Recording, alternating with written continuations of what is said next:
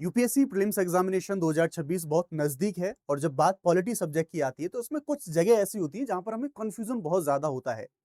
Like किसकी appointment कौन कर रहा है, कौन किसको रिमूव कर रहा है, स्टेटमेंट में वैसे क्वेश्चन आ जाते हैं। और प्रॉब्लम बड़ी वहां आती है जहां पर कमिटीज की बात आ जाती है कि मान लो कोई सर्च कमेटी है या फिर सेलेक्ट कमेटी है, तो उसमें कौन कौन मेंबर होंगे। सीआईसी रहा, सीवीसी रहा, एनएचआरसी रहा, इनके अध्यक्षों को अपॉइंटमेंट करने वाली या फिर चीफ इलेक्शन कमीशन के अपॉइंटमेंट करने वाली, उनको रिमूव कौन करेगा, अपॉइंटमेंट करने वाली कमेटी, उनमें कौन मेंबर हैं। तो उनमें बहुत सारे कंफ्यूजन हमें देखने को मिलते हैं। मैं कोशिश करूंगा इस एक वीडियो के अंदर पूरे इंडियन पॉलिटी के अंदर जितने भी सभी आयोग हैं, जितने भी सारे पद हैं, मेजर सारे, राष्ट्रपति, उपराष्ट्रपति, अध्यक्ष, सभापति, सारे मंत्री, गवर्नर, सीएम, पीएम और बाकी हमारे सारे आयोग रहे, उन सबके जो मेंबर हैं उनको, उनका ड्यूरेशन, उनका रिमूवल कैसे होगा, उनका चयन कैसे होगा, उन सभी चीजों के एक ही वीडियो के अंदर मैंने कुछ शॉर्ट नोट्स बनाए हैं पीडीएफ में। उन सभी चीजों को हम यहाँ पर कवर करने की कोशिश करेंगे। नमस्कार, मेरा नाम है Shubham Sisodia. Let's crack UPSC CSE Hindi पे आप सबका बहुत बहुत स्वागत है। इस चैनल पे आपको बहुत कुछ मिलेगा ऐसी चीजों को प्रिपेयर करने के लिए। चैनल को सब्सक्राइब कर लेना, वीडियो को लाइक कर देना, बिकॉज सारी जो इंपॉर्टेंट चीजें हैं वो आपको यहाँ पर समय समय पर मिलती रहती है। अब जब आप इस सेशन को देखोगे तो इसकी इंपॉर्टेंस को देखते हुए डेफिनेटली आप बोलोगे कि सर इसका पीडीएफ कहाँ। तो डिस्क्रिप्शन में लिंक मिल जाएगा इस टेलीग्राम ग्रुप का, आप क्यूआर के माध्यम से भी जुड़ सकते हैं। पूरा पीडीएफ मैं आपको इस टेलीग्राम के अंदर प्रोवाइड करा दूंगा। अब जब भी हम इन सभी अपॉइंटमेंट के बारे में बात करते हैं तो कुछ बेसिक रूल्स हैं जो कि अगर आपको कोई फैक्ट याद नहीं आ रहा है तो उन रूल्स को आप लोग अप्लाई करके अपने आंसर तक पहुंच सकते हैं प्रीलिम्स एग्जामिनेशन के अंदर। बहुत बेसिक सी चीजें, बट एक बार इनको देख लेते हैं रूल्स हैं क्या क्या। सामान्यतः एक बेसिक चीज ये देखी जाती है कि जो भी अधिकारी, जो भी पद का व्यक्ति आपको अपॉइंट कर रहा है, उससे नीचे का व्यक्ति आपको रिमूव नहीं कर सकता। कुछ रूल्स ऐसे हमें यहां पर देखने को मिलते हैं। लेकिन ध्यान रखिएगा, कुछ उच्च संवैधानिक पद ऐसे भी होते हैं जिन संवैधानिक पद के लोगों को हटाने के लिए संसद के अप्रूवल की, संसद की अनुमति की आवश्यकता हमें देखने को मिलती है। ठीक है, अगर हम देखेंगे कि ज्यादातर मामलों में राष्ट्रपति हैं, वो राष्ट्रपति ही हमें देखने को मिलते हैं रिमूवल के मामले में जो रोल है उनका। लेकिन कुछ मामले ऐसे भी होते हैं कि उनको काउंसिल ऑफ मिनिस्टर, कैबिनेट या फिर कई बार संसद के अप्रूवल की आवश्यकता भी होती है। उन कंडीशंस को भी हम यहां पर समझने की कोशिश करेंगे। जब हम गवर्नर के बारे में बात करते हैं तो जैसे संघीय स्तर पर राष्ट्रपति अपॉइंटमेंट करते हैं, वैसे ही राज्यों के स्तर पर हमारे जो गवर्नर हैं वो गवर्नर अपॉइंट करेंगे। लेकिन हमें यहाँ पर कुछ चीजों का ध्यान रखना होगा कि कुछ एक्सेप्शंस हमारे यहाँ पर लागू होते हैं।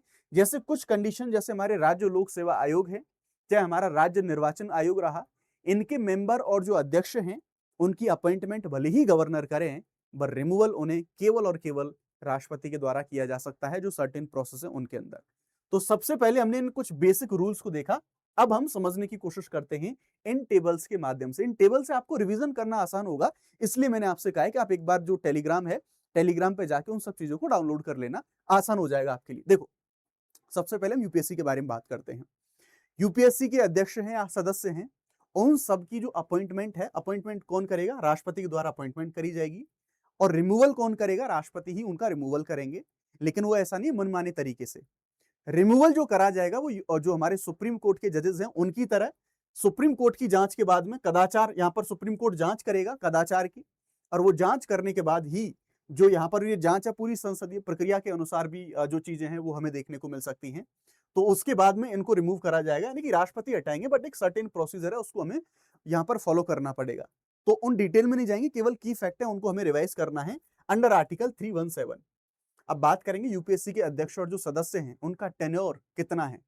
तो वो अपने पद पर 6 वर्ष तक या फिर 65 साल की उनकी जो उम्र है उस पर बने रह सकते हैं। और इनके बारे में जो विवरण है 316 से 317 में हमें देखने को मिल जाएगा। अब बात आती है सीएजी के बारे में। सीएजी की जो अपॉइंटमेंट है राष्ट्रपति करते हैं अपने जो मोहर पत्र है उसके द्वारा। लेकिन उनको रिमूव कैसे किया जाएगा? जिस तरह से हम सुप्रीम कोर्ट के जो जजेस हैं उन जजेस का रिमूवल करते हैं, उसी तरह से सीएजी का रिमूवल होगा। यानी कि संसद के अंदर जो प्रोसेस है वो प्रोसेस होगा, विशेष बहुमत के माध्यम से जांच होगी सारी, और उसके बाद राष्ट्रपति उनका रिमूवल करेंगे। उनका भी जो ड्यूरेशन है वो 6 साल या फिर 65 साल होगा under article 148। In same way हम सीईसी के बारे में बात करेंगे, जो कि काफी न्यूज में और कंट्रोवर्सीज में रहती चीजें कई बार। यानी कि चीफ इलेक्शन कमिश्नर, उनके बारे में बात करें तो राष्ट्रपति इनकी नियुक्ति करते हैं। पर ये नियुक्ति ऐसी नहीं राष्ट्रपति मनमाने तरीके से कैसे भी कर लें। अनु बर्नवाल केस के बारे में आप सब लोगों ने 2023 में 24 में सुना होगा। इसमें सुप्रीम कोर्ट ने बोला था कि भाई नहीं, ऐसे नहीं कि राष्ट्रपति मनमाने तरीके से नहीं कर सकते, चुनाव कंप्रोमाइज हो सकते हैं अगर ऐसा हुआ तो अनु बनवाल केस में सुप्रीम कोर्ट ने यहाँ पर फैसला दिया था कि एक कमेटी बनेगी और उस कमेटी के अंदर हम देखेंगे हमारे चीफ जस्टिस ऑफ इंडिया और साथ ही साथ प्रधानमंत्री और एलओपी यानी कि leader of opposition in Lok Sabha, इनको मिलके एक कमेटी बनने वाली थी। लेकिन ये प्रोविजन तब तक था जब तक कि संसद कोई प्रोविजन ना कर दे। संसद कानून लेके आती है इस केस के बाद में, और इस केस के बाद में जब संसद कानून लेके आई तो यहाँ पर जो कमेटी थी, इस कमेटी में सीजीआई की जगह यहाँ पर एक जो हमारा सेंट्रल लेवल पर कैबिनेट मिनिस्टर हैं उनको ऐड कर दिया गया। यानी कि आज के समय पर जो हमारे चीफ इलेक्शन कमिश्नर हैं उनकी जो अपॉइंटमेंट है, वो रिकमेंडेशन नाम करने वाली जो कमेटी है उसमें प्रधानमंत्री, लीडर ऑफ अपोजिशन और साथ ही साथ प्रधानमंत्री के द्वारा जो नियुक्त एक हमारे जो कैबिनेट मिनिस्टर हैं वो शामिल होंगे। इनका रिमूवल कैसे होगा साहब?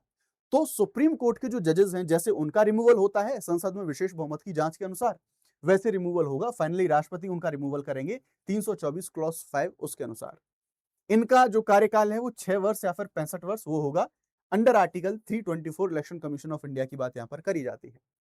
ये तो बात करी हमने चीफ इलेक्शन कमिश्नर के बारे में। अब हम बात करते हैं अदर जो हमारे इलेक्शन कमिश्नर हैं उनके बारे में, क्योंकि जो सुरक्षा यहाँ पर चीफ इलेक्शन कमिश्नर को मिली हुई है वो आज भी एज इट इज बनी हुई है। जो डिफरेंशिएशन थे वो आज भी एज इट इज बने हुए हैं, अभी उनमें कोई बदलाव नहीं हुए हैं।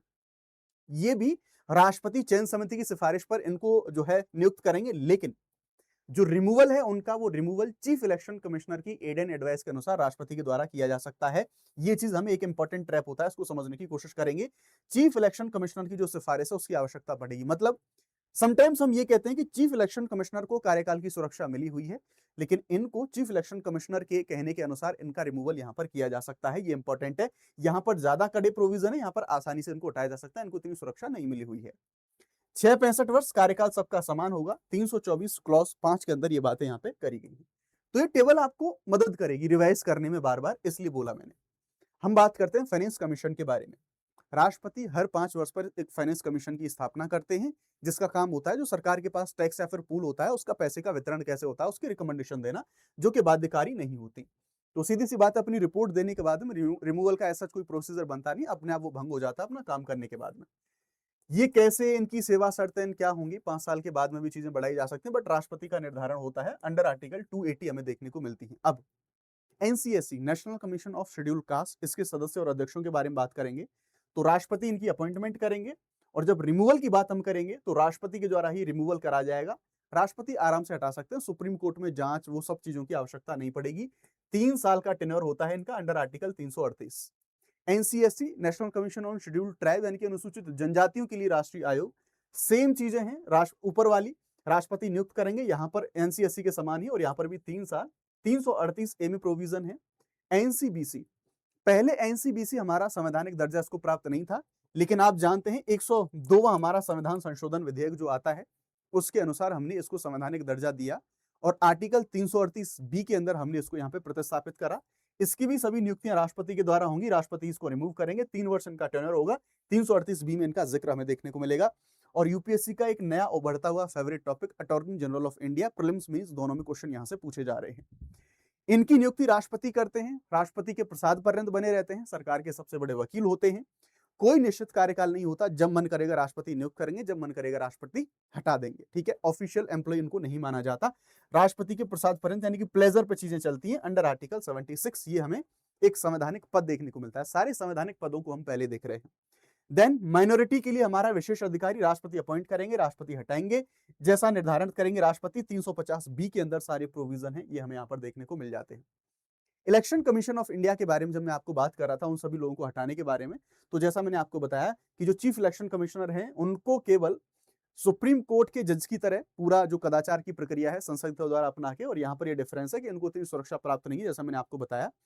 कई बार जो लोग हैं वो कंफ्यूज हो जाते हैं, तो यूपीएससी और बाकी जो एग्जाम है वो भी कई बार इस अंतर को यहाँ पे पूछ लेते हैं। आगे, अब तक हमने देखे थे संघीय स्तर पर या फिर अखिल भारतीय स्तर पर जो हमारे संवैधानिक निकाय थे। अब हम बात कर लेते हैं यहाँ पर हमारे जितने भी राज्य स्तर पर संवैधानिक निकाय हैं उनके बारे में। हम देखेंगे राज्य जो लोक सेवा आयोग के अध्यक्ष, जैसे यूपीएससी देखा था, ऐसे ही यहाँ देखें। इनकी अपॉइंटमेंट जरूर गवर्नर साहब करेंगे, पर ध्यान रखना रिमूवल हमारे केवल और केवल राष्ट्रपति कर सकते हैं, गवर्नर नहीं करेंगे। मैंने आपको इलेक्शन कमीशन और स्टेट जो पब्लिक सर्विस कमीशन ने 2 कंडीशन में ऐसी चीजें बताई थी। और जब राष्ट्रपति रिमूवल करेंगे तो जैसे सुप्रीम कोर्ट के जो हमारे सुप्रीम कोर्ट की जांच के बाद कदाचार के आधार पर राष्ट्रपति द्वारा हटाया जा सकता है, राज्यपाल नहीं हटाएंगे। 665 नहीं, यहाँ पर 662 कार्यकाल हो जाएगा। 316-17 में बात करी गई है। इनका निलंबन भी इस समय पर हो जाता है, राज्यपाल निलंबित कर सकते हैं, ठीक है, और राष्ट्रपति के आदेश तक निलंबन इनका करा जा सकता है। जैसे हमने अटॉर्नी जनरल बात करा था संघीय स्तर पे, ऐसे ही राज्यों के स्तर पर राज्य का अपना वकील होता है। राज्य सरकारों के अपने जो अधिवक्ता होते हैं, जिन्हें हम राज्य के महाधिवक्ता के नाम से जान रहे हैं, तो राज्यपाल इनको अपॉइंट करेंगे। और जैसे वहां पर राष्ट्रपति के प्रसाद पर्यंत था, ऐसे ही यहाँ पर राष्ट्रपति के प्रसाद पर्यंत भी हमारे जो राज्यपाल की इच्छा पर, यानी कि प्लेजर ऑफ गवर्नर, वैसी इनकी अपॉइंटमेंट या फिर रिमूवल हमें देखने को मिलेगा अंडर आर्टिकल 165।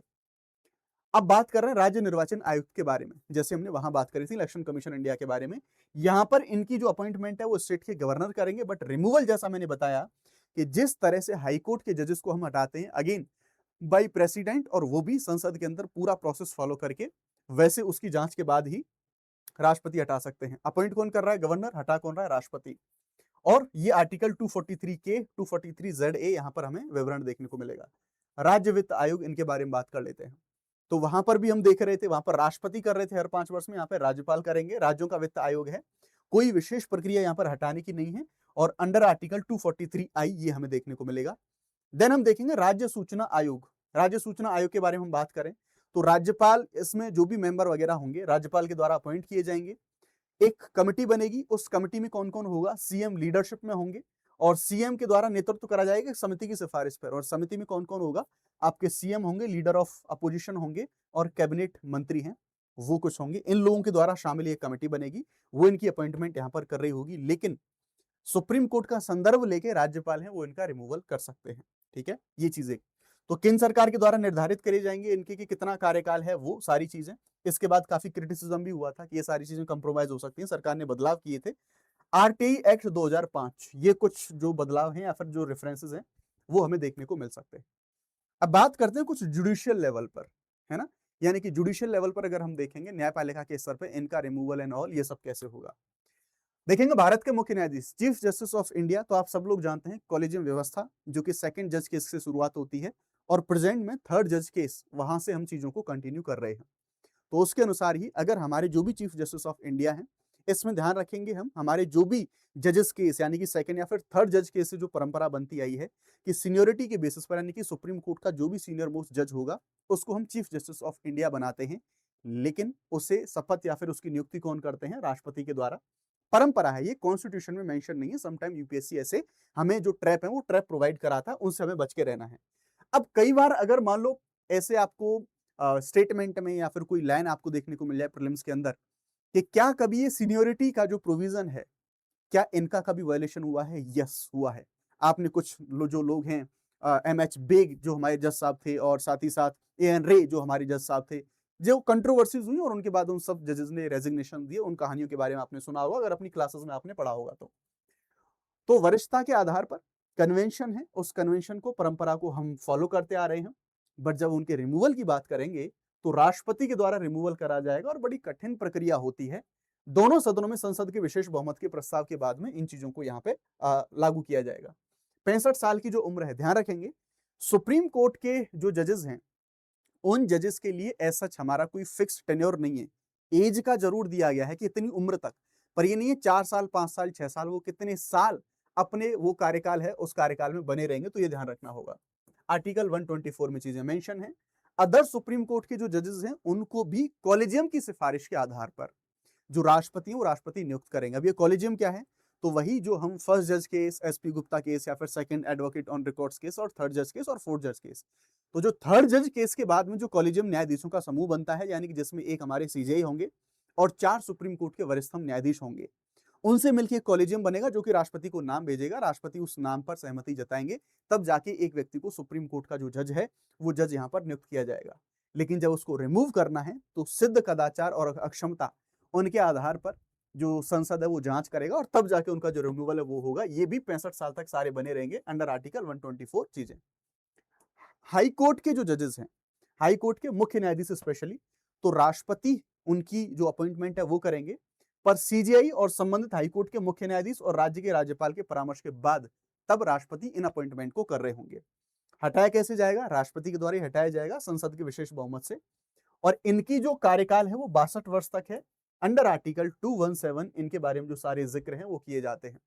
हमने बात करी हाई कोर्ट के चीफ जस्टिस के बारे में, अब हम बात करते हैं हाई कोर्ट के जो अदर जजेस हैं उनके बारे में। तो हम देखेंगे उनकी भी अपॉइंटमेंट कौन कर रहे हैं? राष्ट्रपति कर रहे हैं। हाई कोर्ट कॉलेजियम और सुप्रीम कोर्ट कॉलेजियम की सिफारिश के आधार पर राज्यपाल के परामर्श से। हटाएंगे कैसे? संसद के विशेष बहुमत से और राष्ट्रपति के आदेश से। 62 वर्ष 217 सेम चीजें। अब कुछ क्वेश्चन आते हैं और यूपीएससी क्वेश्चन पूछता है तदर्थ और कार्यकारी न्यायाधीशों से, तो इसमें सीजीआई और राष्ट्रपति दोनों का रोल देखने को मिलता है। हाईकोर्ट के कार्यकारी चीफ जस्टिस और अतिरिक्त न्यायाधीश और कार्यकारी न्यायाधीश, इन सबकी अपॉइंटमेंट अगेन राष्ट्रपति करेंगे, पर उनको जो डिस्कशन है कई मामले में चीफ जस्टिस उनसे बातचीत करके तब चीजें। अस्थायी नियुक्ति होती है ये, कई बार कोरम के मामले में, कई बार वर्कलोड बढ़ने के मामले में, वैसी चीजें। ठीक है, तो वैसी चीजें 2 साल तक जो है, इतना कार्यकाल 2 साल से ज्यादा नहीं रख सकते। 223 224 में बात करी जाती है। हाईकोर्ट के जजेस का अगर हमें ट्रांसफर करना हो तो ट्रांसफर भी कौन करेगा? राष्ट्रपति करते हैं। सीजीआई से परामर्श करने के बाद में 222 में चीजों की बात करी जाती है। और एनसीएलटी कैट के बारे में हम बात करें तो राष्ट्रपति के द्वारा अपॉइंटमेंट, उन्हीं के द्वारा सारी चीजें, और ट्रिब्यूनल सुधार अधिनियम उनके द्वारा जो सारे रेगुलेशंस हैं वो देखने को मिलते हैं।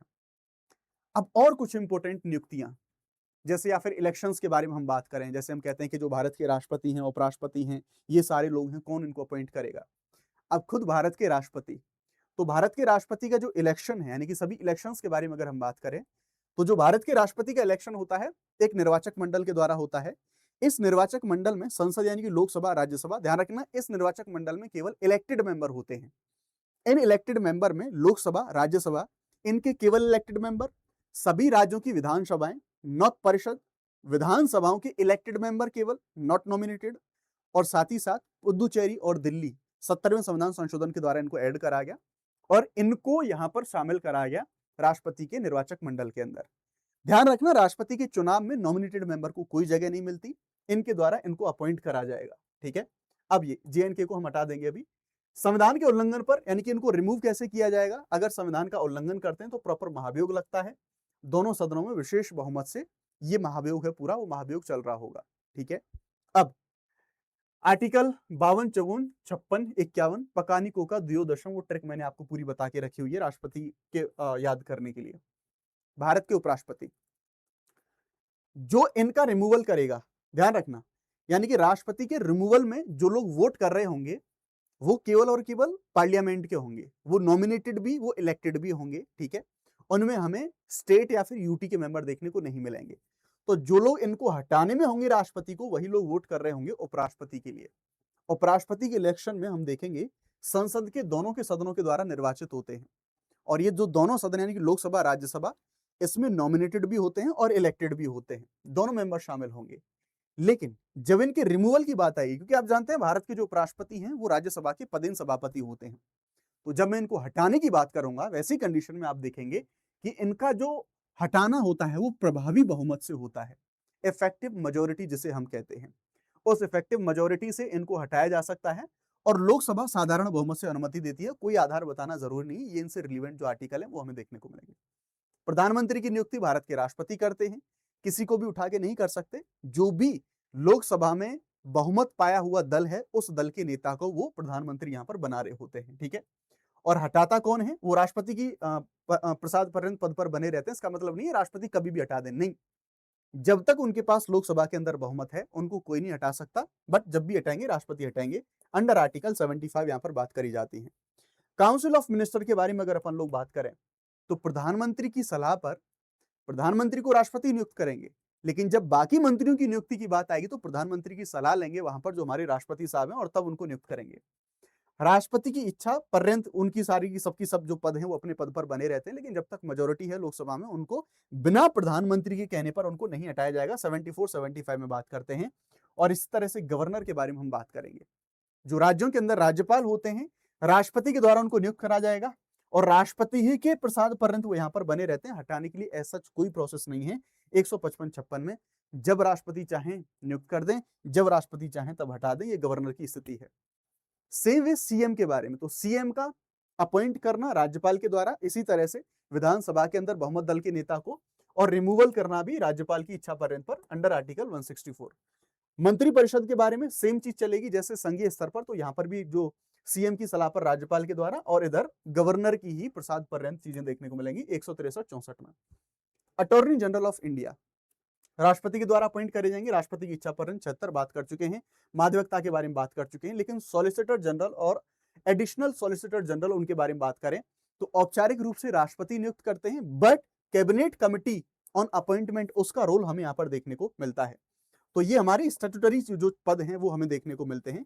इसी तरह से हमारी जो सीडीएस और सेवा प्रमुख हैं, कैबिनेट नियुक्ति समिति है, उनकी सिफारिश पर राष्ट्रपति उनको अपॉइंट करेंगे और सरकार की सिफारिश पर राष्ट्रपति उनको उनके पद से हटा रहे होंगे। तो ये चीजें हमें देखने को मिलती हैं। अब बात करते हैं कुछ विधायी अधिकारियों के बारे में। विधायिका के अंदर जो मेंबर होंगे ना हमारे चेयरमैन, डेप्यूटी चेयरपर्सन, उन सब के बारे में। सबसे पहले स्पीकर साहब बहुत ज्यादा इस बार न्यूज में रहा है, there is a chance question पूछ लिया जाए। लोकसभा के जो अध्यक्ष हैं, लोकसभा के अध्यक्ष को, स्पीकर को लोकसभा के मेंबर अपने ही मेंबर में से उठा के अपॉइंट करते हैं उनको, लेकिन जब उनके हटाने की बात आती है तो एक क्वेश्चन पूछा जाता है वहां पर, लोग फंस जाते हैं कि मेजोरिटी कैसी चाहिए। तो हटाने में ध्यान रखना इफेक्टिव मेजोरिटी का इस्तेमाल ज्यादा होता है। तो 14 दिन की पूर्व सूचना दी जाएगी और लोकसभा के प्रस्ताव के द्वारा उनको हटा दिया जाता है उनके पद से। लोकसभा के साथ सह समाप्त चीजें हो जाती हैं और 93-94 में यहाँ पर बात करेगी। उपाध्यक्ष के बारे में बात करें तो लोकसभा अपने ही बीच में से उसको निर्वाचित करते हैं अध्यक्ष के समान ही, और उनको हटाने के लिए भी इफेक्टिव मेजोरिटी की आवश्यकता पड़ती है। इनके बारे में बात कर ली। अब राज्यसभा के सभापति यानी कि उपराष्ट्रपति, उनके बारे में सारी चीजें हम बात कर ही चुके हैं, लेकिन जो राज्यसभा के उपसभापति हैं वो राज्यसभा अपने ही मेंबर हैं उनमें से चुनती है और राज्यसभा द्वारा प्रभावी बहुमत से उनको हटाए। तो ध्यान रखना, रिमूवल में ज्यादातर जिस मेजोरिटी का इस्तेमाल करा जाएगा वो मेजोरिटी होगी हमारी प्रभावी बहुमत के बारे में। ठीक है, अब ये आर्टिकल से इन सभी आर्टिकल को हमने यहाँ पर विचार कर लिया है। राज्यों की विधान परिषद के जो सभापति हैं उनके बारे में, तो विधान परिषद अपने ही मेंबर में से निर्वाचित करती है और यहाँ पर हम देखेंगे काउंसिल के प्रस्ताव द्वारा प्रभावी बहुमत से उनको हटाया जा सकता है और सदस्यता के साथ समाप्त हो जाती है उनकी सदस्यता भी 82, 182, 183 में। उसके बाद हम बात करेंगे प्रोटेम स्पीकर के बारे में। तो हम देखेंगे राष्ट्रपति लोकसभा के लिए या फिर राज्यपाल लोकसभा, जो हमारी लेजिस्लेटिव जो हमारी राष्ट्रपति हैं वो लोकसभा के लिए और राज्यपाल असेंबली के लिए नियुक्त करते हैं, प्रोटेम स्पीकर हैं। सामान्यतः जो नई लोकसभा चुनी जाती है उस नई लोकसभा का सबसे सीनियर मोस्ट मेंबर होता है, उसका काम होता है नए स्पीकर का चुनाव कराना और साथ ही साथ जो नए मेंबर चुने होते हैं उन सभी को शपथ दिलवाना। ये मेन काम होता है प्रोटेम स्पीकर का। जैसे ये काम होता है ये पद भंग हो जाता है और जो कंटिन्यूअसली जो स्थायी पद है स्पीकर का, जब वो शपथ ले लेते हैं तो ये चीजें चलती रहती हैं, कोई विशेष प्रावधान नहीं। अब आता है विपक्ष का नेता यानी कि लीडर ऑफ अपोजिशन। लीडर और अपोजिशन की अपॉइंटमेंट है या फिर उनकी नियुक्ति अध्यक्ष या सभापति के द्वारा करी जाती है। दल को सदन की कम से कम 1/10वीं सीटें प्राप्त होनी चाहिए, उसी व्यक्ति को जो लीडर ऑफ अपोजिशन है वो यहां पर नियुक्त करा जाएगा। और अगर ये कंडीशन फुलफिल नहीं हो पा रही तो जो सबसे बड़ा दल है उस दल का जो मेंबर या फिर नेता होता है उसी को यहां पर मान लिया जाता है। अगर ध्यान रखेंगे, अगर दल ये कंडीशन फुलफिल नहीं कर पाता तो नहीं होगा। तो वेतन एवं भत्ते अधिनियम 1977 में इस एक्ट के अंदर ये जो प्रोविजन है इनको शामिल करा गया है। अब बात करते हैं कुछ आयोगों के बारे में। एनएचआरसी अध्यक्ष और सदस्य, यहां पर कई सारे लोग कंफ्यूज हो जाते हैं, राइट? कौन अपॉइंट कर रहा है, कौन रिमूव कर रहा है, क्या कार्यकाल है और किस अधिनियम में प्रोविजन है। तो ये टेबल बहुत शानदार टेबल है। ठीक है, देखो एनएचआरसी के अध्यक्ष और सदस्यों की जो अपॉइंटमेंट है, 6 सदस्यीय समिति राष्ट्रपति को ये रिकमेंडेशन देती है और इसमें कौन कौन होंगे? प्रधानमंत्री, लोकसभा के अध्यक्ष, राज्यसभा के उपसभापति, लोकसभा में एलओपी, राज्यसभा में एलओपी और गृह मंत्री। इनकी समिति बनेगी, राष्ट्रपति को नाम देगी, उस व्यक्ति को एनएचआरसी का अध्यक्ष या सदस्य नियुक्त करा जाएगा। राष्ट्रपति ही केवल उनको हटा सकते हैं, केवल सुप्रीम कोर्ट की जांच के बाद कदाचार के आधार पर इनका रिमूवल करा जा सकता है। 3 साल 70 वर्ष जो भी हो इनका टेन्योर होगा। 1993 का हमारा जो एक्ट है ये इन सब चीजों से डील करता है। इसी तरह से राज्यों के स्तर पर हमारे जो राज्य मानवाधिकार आयोग हैं इनकी बात करते हैं। तो यहाँ पर 6 सदस्यीय बन रही थी केंद्र के स्तर पर, यहाँ पर 3 सदस्यीय समिति बनेगी। इसमें राज्यपाल अपॉइंटमेंट करेंगे, वहां पर राष्ट्रपति कर रहे थे, यहाँ राज्यपाल करेंगे। इसमें कौन होगा? यहाँ पीएम की जगह सीएम, यहाँ जो हमारा लेजिस्लेटिव असेंबली है उसके अध्यक्ष, असेंबली में एलओपी और राज्य गृह मंत्री, ये सब शामिल होंगे इसमें। और इनका रिमूवल के बारे में बात करेंगे तो राष्ट्रपति राज्यपाल के बाद, राज्यपाल नहीं करेंगे बट राष्ट्रपति रिमूवल करेंगे सुप्रीम कोर्ट की जांच के बाद। 370 सेम, 1993 का एक्ट सेम चीजें होंगी। लोकसभा के अध्यक्ष और सदस्य, इनके बारे में आपको बता चुका हूं ऑलरेडी। ठीक है, कि कौन कौन कैसे कैसे उन सब के बारे में बात करेंगे। तो लोकसभा के अध्यक्ष नहीं है, लोकपाल अध्यक्ष और सदस्यों की बात करी जा रही है। लोकपाल फिर लोकायुक्त देखेंगे। तो राष्ट्रपति इनकी अपॉइंटमेंट करेंगे और इनकी चयन समिति में कौन होगा? पीएम, लोकसभा में स्पीकर, लोकसभा में एलओपी, सीजेआई और सुप्रीम कोर्ट के जज हो सकते हैं या फिर कुछ और प्रमुख न्यायविद हैं वो भी हो सकते हैं। केवल राष्ट्रपति रिमूव कर सकते हैं इनको, लेकिन एक सर्टेन प्रोसीजर के बाद सुप्रीम कोर्ट की जांच होगी, 100 सांसदों की याचिका या फिर ऐसी पर राष्ट्रपति भी इन चीजों को निषेध कर सकते हैं। बट अल्टीमेटली कौन रिमूव करेगा? राष्ट्रपति। 5 या 70 वर्ष जो भी प्रोविजन है वो, और लोकपाल अधिनियम 2013 इसके अनुसार ही चीजों की शुरुआत हमारे देश में होती है। और राज्यों के स्तर पर लोकायुक्त हैं, हमें देखने को मिलते हैं। स्थापना का क्रम भी आप याद रखें, ओएमआर बम वाली जो ट्रिक मैंने बताई थी। चयन समिति की सिफारिश पर राज्यपाल के द्वारा नियुक्ति करी जाती है राज्यों के अनुसार, और राज्य लोकायुक्त अधिनियम है वो राज्यों के अधिनियम इन मामलों में डील करते हैं। One of the most important, CIC और आईसीस, तो ये भी राष्ट्रपति के द्वारा 3 सदस्यीय समिति होंगी। पीएम, लोकसभा में एलओपी और पीएम द्वारा कैबिनेट मंत्री। रिमूव कौन करेगा? राष्ट्रपति। सुप्रीम कोर्ट की जांच के बाद केंद्र सरकार निर्धारित करेगी कितना कार्यकाल होगा। आरटीआई अधिनियम 2005 ये इन मामलों में डील करेगा। सीवीसी यानी कि विजिलेंस कमीशन, राष्ट्रपति अपॉइंट करेंगे 3 मेंबर, पीएम, गृह मंत्री, लोकसभा में एलओपी, केवल सुप्रीम कोर्ट की जांच के बाद राष्ट्रपति। ये 4 वर्ष 65 वर्ष। और CVC act 2003। National commission for women, केंद्र सरकार नामांकित करती है, केंद्र सरकार हटा सकती है, सामान्यतः 3 वर्ष होता है। और कानून कौन सा है? 1990 का। एनसीपीसीआर मतलब बच्चों के संरक्षण के लिए केंद्र सरकार 3, 65 और 2005 का कानून। आरबीआई गवर्नर कई बार पूछ लेता है, तो केंद्र सरकार औपचारिक रूप से राष्ट्रपति करते हैं ऐसे मामलों में, और केंद्र सरकार हटा सकती है 5 साल। RBI act 1934। नीति आयोग के अध्यक्ष और उपाध्यक्ष के बारे में बात करें तो प्रधानमंत्री, अध्यक्ष पीएम होते हैं, पदेन अध्यक्ष होते हैं। उपाध्यक्ष और सदस्यों को प्रधानमंत्री के द्वारा अपॉइंट करा जाता है। प्रधानमंत्री हटा सकते हैं कभी भी, नॉट प्रेसिडेंट, कंफ्यूज मत होना। उनके प्रसाद पर्यंत, और कैबिनेट संकल्प 2000 यानी कि एक रेजोल्यूशन था, उसके अनुसार ही चीजें हमें देखने को मिलती हैं। अब इससे रिलेटेड एक क्वेश्चन का आंसर आप सारे लोग मुझे कमेंट सेक्शन के अंदर करना, एंड दैट इज 2017 का क्वेश्चन है। भारत निर्वाचन आयोग एक 5 सदस्यीय निकाय है। लोकसभा के और लोकसभा तथा उपचुनावों के संचालन के लिए चुनाव कार्यक्रम का निर्णय केंद्रीय गृह मंत्रालय करता है। निर्वाचन आयोग मान्यता प्राप्त राजनीतिक दलों के विभाजन विलय से संबंधित विवादों का समाधान करता है। कौन से सही है? 1, 2, केवल 2, 2, 3 और केवल 3। सारे लोग टेलीग्राम को ज्वाइन कर लेना। सेम पीडीएफ आपको टेलीग्राम के अंदर मिल जाएगा। Thank you very much. जय हिंद, जय भारत।